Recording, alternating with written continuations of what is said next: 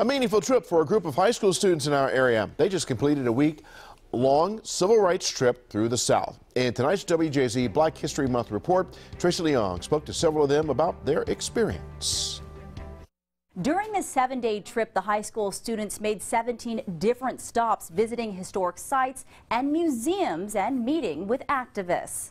A life-changing trip for 32 students. Be able to learn about my history as a Black woman in the United States in a way that was more in-depth than what I learned in my history classes. The diverse group of students from 4 different area high schools traveled through the South to learn about the civil rights movement. Our hatred is not born, it is taught.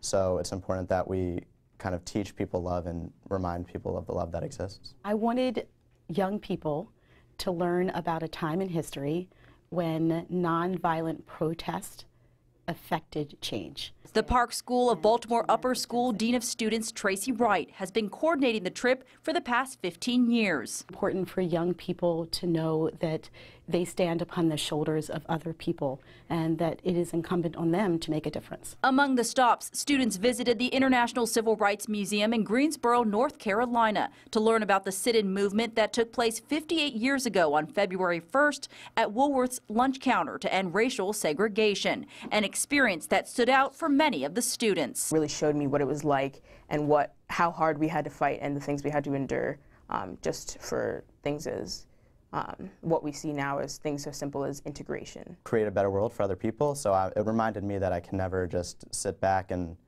hope everything changes. I have to really go out and be active and make the world a better place. The trip empowering these young people, encouraging them to create their own movement. Following this trip, the students say they feel inspired to make a difference. They are now working on a project that will unite their generation. They say it'll be monumental and only time will tell. I'm Tracy Leong reporting for WJZ.